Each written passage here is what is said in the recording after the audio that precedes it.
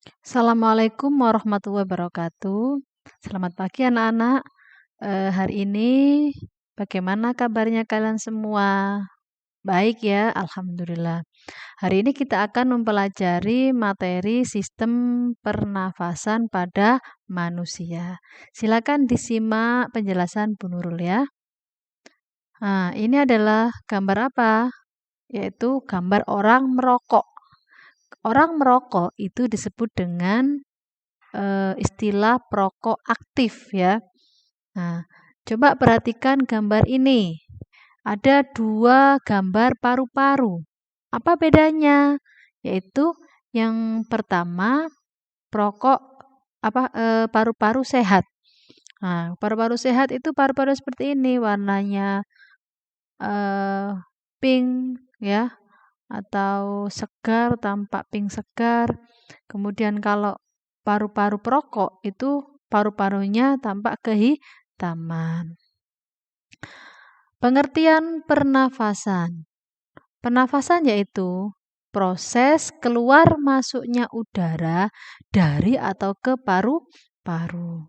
Proses bernafas itu ada dua, yaitu inspirasi dan ekspirasi. Inspirasi itu masuk, yaitu proses masuknya udara dari luar menuju ke paru-paru. Sedangkan ekspirasi yaitu proses keluarnya udara dari paru-paru keluar tubuh. Lah, proses respirasi ini nanti akan menghasilkan energi. Dari mana yaitu? Nah, yaitu dari pembakaran sari-sari makanan yang kita makan, kemudian dibakar dengan kita menghirup oksigen. Oksigen itu akan membakar makanan yang sudah kita makan untuk menghasilkan suatu energi untuk aktivitas. Nah, perhatikan video berikut ini. Pernafasan pada manusia, yaitu tadi apa? O2 masuk dari luar ke paru-paru, kemudian paru-paru mengeluarkan CO2, kemudian dikeluarkan ke luar tubuh ya. Jadi proses respirasi itu apa? Masuknya O2 atau oksigen ke tubuh, kemudian mengeluarkan CO2 ke luar tubuh. Adapun mekanisme pernafasan dada, yaitu secara inspirasi dan ekspirasi. Inspirasi itu masuk. Kalau pernafasan dada yang bekerja itu apa? Yang bekerja adalah otot antar tulang rusuk, yaitu otot antar tulang rusuk berkontraksi, kemudian tulang rusuk keangkat, rongga dada membesar, tekanan dalam dada mengecil sehingga udara masuk. Itu adalah inspirasi. Kalau ekspirasi itu apa? Ekspirasi itu otot antar rusuk relaksasi atau menurun. Kemudian volume dada mengecil, rongga dalam dada membesar. Akhirnya udara keluar. Ayo kita bersama-sama bernafas menggunakan pernafasan dada. Nah, udara masuk. Sekarang ekspirasi. Udara keluar. Apa yang kalian rasakan? Ketika kalian inspirasi, otot antar tulang rusuk terangkat, volume dada membesar sehingga udara masuk ya. Kemudian inspirasi. Tulang rusuk relaksasi turun, rongga dada mengecil, udara keluar ya. Itulah sebagai mekanisme pernafasan dada. Lah, kalau kita lihat pada gambar ini, udara masuk. Perhatikan gambar ini yaitu rongga dadanya membesar, diaframanya atau berkontraksi ke bawah. Sedangkan pernafasan pengeluaran, tulang rusuknya menurun, kemudian diaframanya ke atas sehingga udara keluar. Tadi pernafasan dada apa yang bekerja? Yaitu otot antar tulang rusuk. Sekarang pernafasan perut. Kalau pernafasan perut itu yang bekerja adalah otot diafragma. Mana diafragma? Nah, diafragma itu ini. Diafragma itu bagian sini ya. Dari dada ke perut, di tengah-tengah ada otot diafragma. Inspirasi, udara masuk, yaitu otot diafragma berkontraksi, rongga dada membesar, tekanan dalam rongga dada mengecil, udara masuk. Sedangkan ekspirasi, otot diafragma relaksasi, kemudian rongga dada mengecil, rongga dada, tekanan dalam dada membesar, udara keluar. Ayo coba kita praktekkan pernafasan perut. Nah, bagaimana diafragma kita?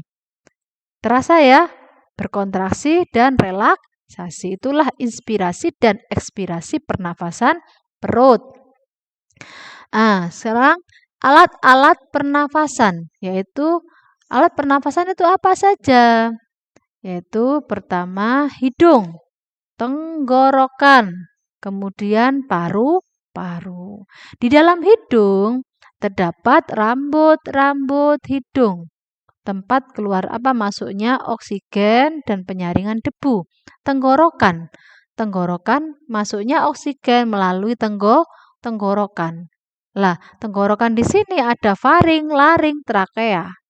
Kemudian paru-paru. Di paru-paru ini tempat sirkulasinya oksigen. Kemudian di paru-paru ada percabangan, yaitu namanya percabangan trakea, bronkus, kemudian bercabang lagi bronkiolus, kemudian ada alveolus. Di sini ada pertukaran oksigen dan CO2 di dalam alveolus.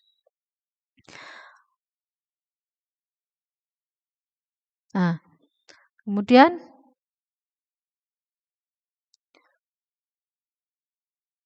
perhatikan berikut ini.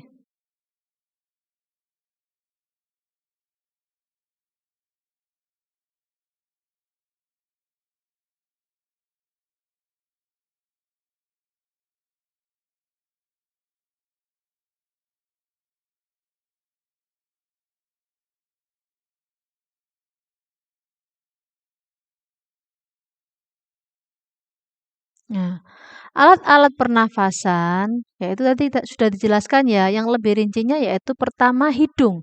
Di hidung ada rambut-rambut hidung. Rambut-rambut hidung ini fungsinya untuk apa? Yaitu untuk menyaring udara yang masuk dalam hidung. Sehingga kalau ada kotoran atau debu, maka nempelnya di rambut hidung. Yang kedua yaitu trakea atau tenggorokan. Tenggorokan di sini ada silia atau lendir ya, silia dan lendir di dalam tenggorokan. Misalkan kalau kita makan kemudian sambil bicara, otomatis tenggorokan dan kerongkongan membuka. Jika ada nasi atau makanan yang masuk ke tenggorokan, maka silia yang ada di tenggorokan dia akan mengempas makanan keluar, biasanya namanya tersedak. Nah, itu karena silia yang ada di tenggorokan itu bisa menghempaskan benda asing, bisa bersin atau tersedak jika masuk ke dalam tenggorokan. Kemudian alat pernafasan berikutnya yaitu bronkus. Bronkus dan bronkiolus. Apa itu bronkus? Bronkus adalah percabangan dari tenggorokan atau trakea. Sedangkan bronkiolus adalah cabang dari bronkus. Cabang dari bronkus ada apa? Alveolus. Alveolus ini adalah bulatan-bulatan kecil sebesar jarum pentul. Di mana alveolus itu banyak sekali kapiler darah. Yang mana alveolus terjadi pertukaran oksigen dan CO2 yang nanti akan disalurkan ke pembuluh darah. Yang keenam yaitu paru-paru. Di dalam paru-paru ada pembungkus namanya pleura. Nah, pleura ini berisi cairan yang melindungi paru-paru dari gesekan ketika paru-paru mengembang dan mengempis saat bernafas. Nah, perhatikan gambar alveolus ini ya. Nah, alveolus ini yaitu adalah ujung dari percabangan bronkiolus ya. Jadi bronkiolus, ujung bronkiolus ada alveolus, di mana alveolus ini banyak sekali pembuluh kapiler darah, yang mana difusi dari oksigen dan CO2 akan diedarkan ke pembuluh darah ke seluruh tubuh. Nah, ini adalah gambarnya paru-paru. Dari hidung, kemudian di bagian antara ujung tenggorokan itu ada laring. Nah, laring, kemudian trakea ini yaitu ada sekat-sekat silianya. Kemudian cabang dari trakea ada bronkus. Kemudian cabang dari bronkus namanya bronkiolus. Nah, bronkiolus ini di ujung bronkiolus ada alveolus yang fungsinya untuk apa? Yaitu untuk pertukaran O2 dan CO2. Nah, kelainan pada sistem pernafasan itu apa aja? Yang pertama, influenza. Influenza itu apa? Pilek. Biasanya kita kena pilek, itu penyebabnya apa? Karena virus. Hidung tersumbat, bersin-bersin, tenggorokan gatal itu adalah penyakit dari influenza.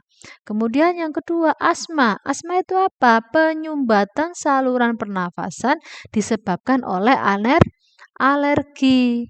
Sehingga proses pernafasannya menurun.